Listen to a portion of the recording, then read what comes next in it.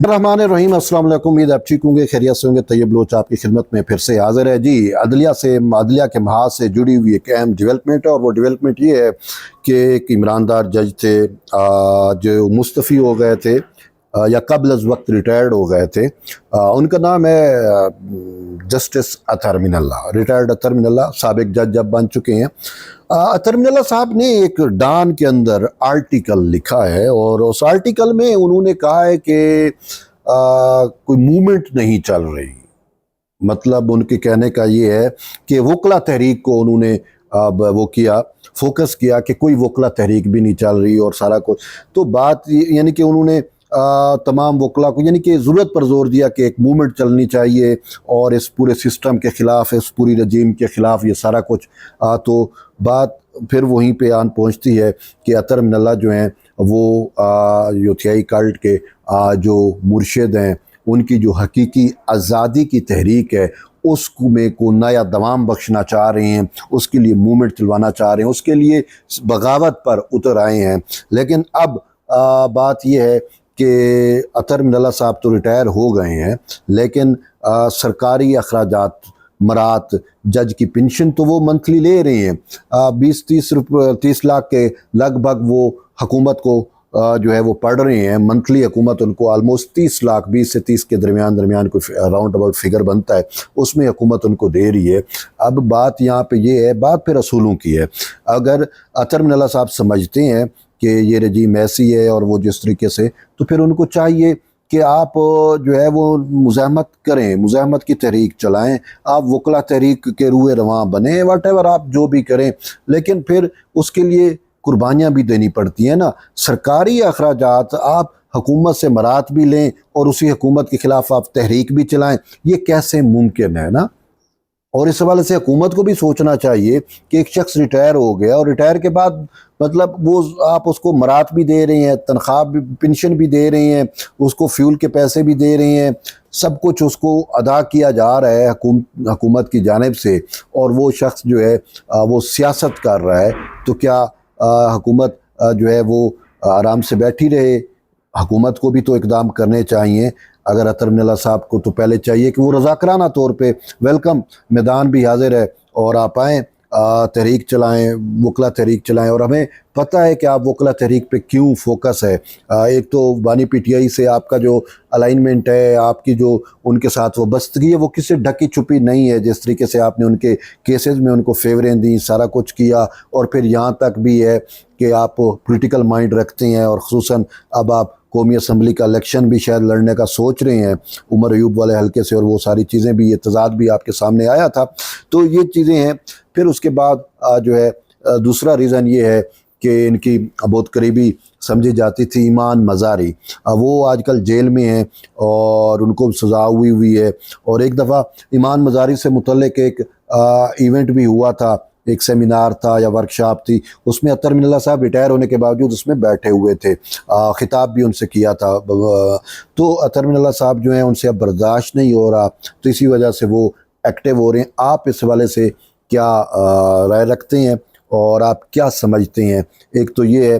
दूसरा एक अहम मैटर है, और वो मैटर ये है कि मौलाना फजल रहमान एक बड़े सियासतदान हैं, मंझे हुए सियासतदान हैं, और उनकी जानिब से एक लूज़ स्टेटमेंट दी गई, एक बयान दिया गया, और अनफॉर्चुनेटली मौलाना साहब जैसे कद काठ रखने वाले सियासतदान से ये चीज़ जेब नहीं देती। अब मौलाना साहब ने जो है वो ठीक है, आप इदारे पे तनकीद करें, आप किसी पे भी तनकीद करें, आपका राइट है, आपने सियासत करनी है, आप सियासत करें, लेकिन दहशत गर्दी या दहशत गर्दों का मुकाबला करने वाले जो शोहदा हैं, जो वतन पे कुर्बान हो जाते हैं, जिनको बात यह है कि जब भी वतन ने पुकारा तो दीवाना वार जो चले आते हैं, उन लोगों को, यानी कि जो शोहदा हैं, कौम के जो शोहदा हैं, उनकी तज़हीक नहीं करनी चाहिए। उनके बारे में मौलाना फजल रहमान का एक स्टेटमेंट बहुत ज़्यादा जो है वो उस पर तनाज़े ने जन्म ले लिया।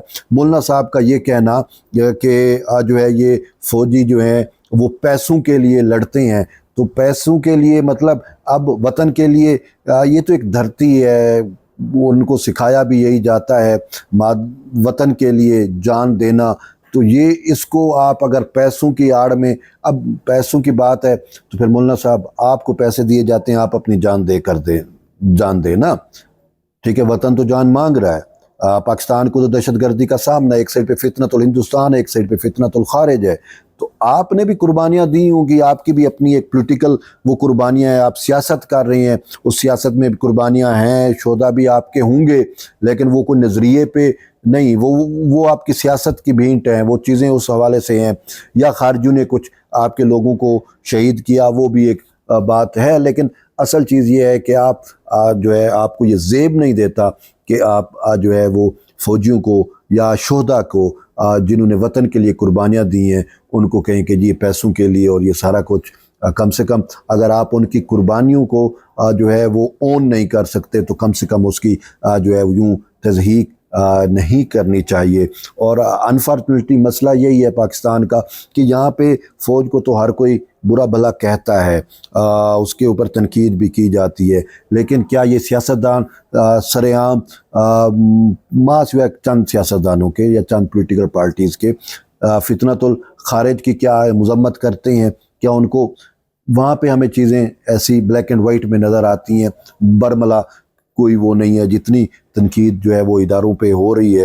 اور مجھے یہ بتائیں کہ وہ تو کئی ایسے نوجوان ہیں جنہوں نے قربانیاں دی ہیں اور وہ تو فوج کا بھی حصہ نہیں تھے، لیکن وطن نے پکارا تو انہوں نے جو ہے وہ قربانیاں دیں، تو اب اس حوالے سے مولانا صاحب کو سوچنا چاہیے تھا ایسی سٹیٹمنٹ دینے سے پہلے، اور مولانا صاحب سے اس طرح کی سٹیٹمنٹ کی توقع نہیں کی جا سکتی جس سے جو ہے وہ ہماری فوج یا اس کے خلاف آپ وہ کریں، بیانیہ بنائیں۔